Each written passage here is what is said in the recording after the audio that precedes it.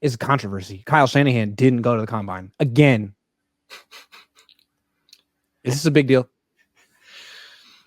You know what? I hadn't really been thinking it was a big deal. I was like, who cares, right? Because he's not a big draft person. He's literally admitted it. Like every time he goes, what is it, the post-draft conference, right? When you guys go to it, he just says, like, I'm just glad I'm going to watch 2 months of film. And it's like, well, yeah, it shows you how much you care about this. But I feel like, if Andy Reid goes, if Bill Belichick is always gone, if all these, like, coaches of pedigree have gone, why aren't you going? Like, why aren't you going? Like, I really think about it. You think all these coaches that go, and it's like, why aren't you going? Like, I don't understand it. Like, I get it. Like, you go to the combine, that's not necessarily going to make you swing heavily towards one direction of a player dramatically, but at least like go out there, go talk to some players, maybe get like a feel of it. Go be with John Lynch, with your coaching staff. Or I don't know if your coaching staff's out there, but like your scouts, your personnel, your front office people.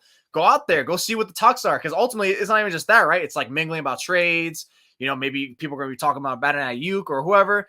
But yeah, you think about it, it's like, why is Andy's literally 2-3 weeks removed from winning the Super Bowl against you, and you're not there? Like, yeah. What?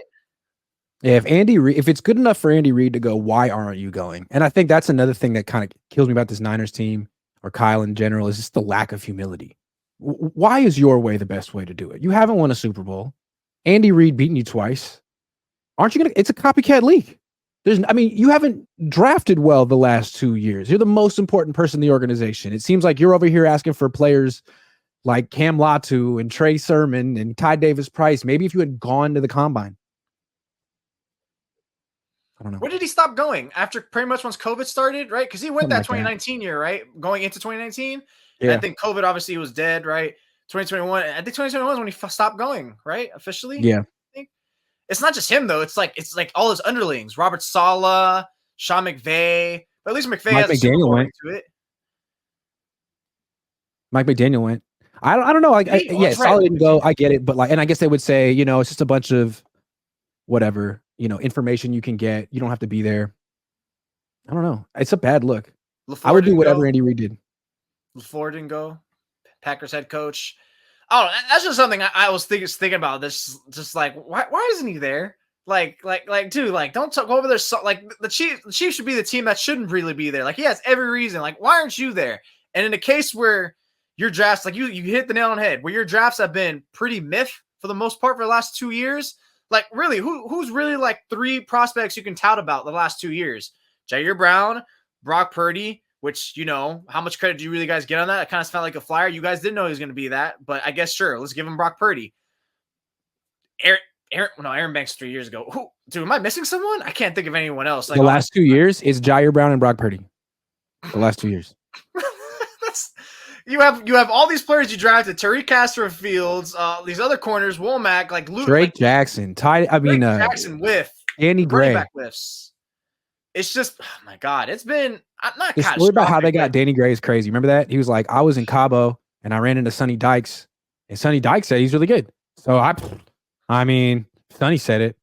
It's like, this is why I would like if he goes there. Like, you just go to the players, just go chop it up with them, go burn out with them, go figure it out, go get the sense, the feel of the nature, because sometimes it's what is it when you're drafting players? It's not always just what you do on the field, right? It's a character guy. I want to see how this guy is, like, essentially. And I feel like you can probably get a good buzz. Now, maybe they like it better for the pro days, right? Because you remember they went to, those Trey Lance's pro days, Fields and stuff like that, those meetings where you can actually spend more than like those 8 to 12 minutes, I guess. But I just think you got to be going out there. Like, again, like the last 2 drafts have been whiffs, especially it's been bad for those last 2 drafts, not only because you haven't had a first round pick because of the Trey Lance trade, but you weren't able to supplement that in your later round hits. It hasn't been looking good. At some point, you have to hit ROI. That's where it felt lacking in the Super Bowl, right? That depth. It's like, man, your 3 to 4 or 5 best players like aren't really, being at their top A+ game. Where's the other rest coming from? And there wasn't really much to answer with. Yeah. Until they start knocking out the draft again, it'd be a good look for the head coach to be there. I mean, you look at Howard. Chiefs have had some incredible drafts recently, man. Trent McDuffie, Rashee Rice. Yeah. I don't know. I'm not saying it's because Andy Reid's there, but right, they're doing everything that they can. Yeah, my thing is just pretty much like, these guys are going. What makes you think you're too good for it? Like at this point, you need to desperately, there's opportunities here to figure out about these draft prospects that you desperately need for your long-term picture. Now, of course, you're not going to hit on everyone or even majority of them, but shoot, that could be the difference between an extra pick hit or two. And at this point, you need it. Like, you guys need it. Yeah, absolutely.